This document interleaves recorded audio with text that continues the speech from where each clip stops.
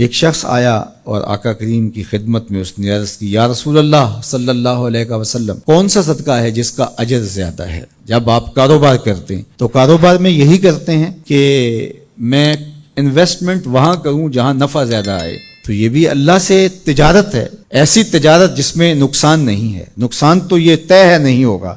لیکن نفع زیادہ آئے یہ تو آرزو ہو سکتی ہے تجارت کرنے والے کی۔ تو اس نے حضور کی خدمت میں آ کے سوال کیا، فرمایا کہ بہترین صدقہ وہ ہے اجر کے اعتبار سے، فضل و شرف کے اعتبار سے، اس حالت کے اندر کہ جب تو تندرست ہو، صحیح ہو، اور تجھے مال کی ضرورت اور حاجت اور لالچ بھی ہو، اور تجھے یہ دھڑکا بھی ہو کہ اگر میں نے خرچ کر دیا تو میرا کیا بنے گا، خرچ کر دیا تو میں کہیں فقیر نہ ہو جاؤں، حالات ایسے چل رہے ہوں، کساد بازاری کا دور ہو، اور تجھے یہ ڈر ہے کہ اگر میں خرچ کیا تو میں خود بھی تو فقیر ہو سکتا ہوں، اور تجھے اس پیسے سے جو تو خرچ کر رہا ہے نفع بخش کوئی کاروبار بھی مل سکتا ہے، اس سے تیرے رزق میں اور تیرے کاروبار میں اضافہ بھی ہو سکتا ہے، لیکن اس کے باوجود تو کرے، تو فرمایا یہ افضل صدقہ ہے۔ وَلَا تُمْهِلُ حَتَّى إِذَا بَلَغَتِ الْحُلْقُومَ قُلْتَ لِفُلَانٍ كَذَا وَلِفُلَانٍ كَذَا وَقَدْ كَانَ لِفُلَانٍ، نہ یہ کہ جب تیری سانس اکھڑ رہی ہو اور آخری ہچکیاں آ رہی ہوں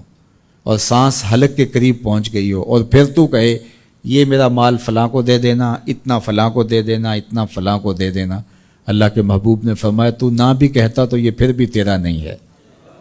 اب تو سب کو چھوڑ کے جا رہا ہے۔ تو بہترین صدقہ وہ ہے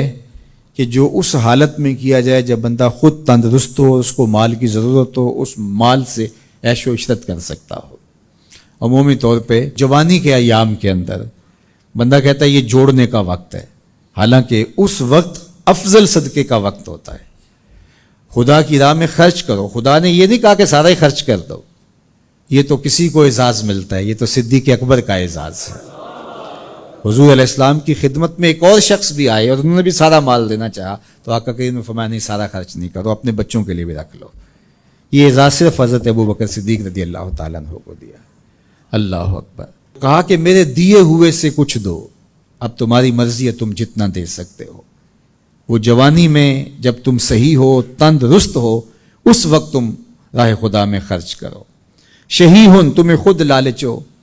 انسان کہتا ہے کہ اب میں پیسے جوڑوں گا تو جوڑتے جوڑتے جوڑتے میں بہت جو ہے وہ بہتری کی طرف چلا جاؤں گا، لیکن صدقے کو ان حالات کے اندر بھی ترک نہ کرے۔ تیسرا، تخش الفقرہ، کہ تمہیں فقر کا اندیشہ ہو کہ اگر میں نے دیا تو آج کل جو حالات ہیں تو میں خود کہیں فقیر نہ ہو جاؤں، لیکن امتحان یہی ہے جب ضرورت کو محسوس کرو، تمہیں خود فقر کا ڈر بھی ہو، پھر بھی راہ خدا میں خرچ کرو، تمہارا رب تمہیں فقیر نہیں ہونے دے گا۔ اس لیے کہ حضور علیہ السلام نے قسم کھا کے کہا، ما نقص مال عبد من صدقہ، میں محمد صلی اللہ علیہ وسلم قسم کھا کے ضمانت دیتا ہوں کہ صدقے سے مال گھٹتا نہیں ہے۔ اللہ اکبر۔ اور پھر وَتَامُلُ الْغِنَا، اور تم یہ سوچتے ہو کہ یہ پیسے ہم لگائیں گے کاروبار میں، فلاں جگہ پہ انویسٹ کریں گے تو بہت سارا نفع آ جائے گا، بندہ باز کا یہ سوچتا ہے اس نفع سے پھر دے دوں گا۔ اور میں نے دیکھا ہے کئی لوگ ساری زندگی ایسے کاٹ دیتے ہیں کہ اتنے ہوں گے تو دوں گا، نہ اتنے ہوتے ہیں نہ وہ دیتا ہے، کیونکہ یہ لالچ ختم ہی نہیں ہوتا۔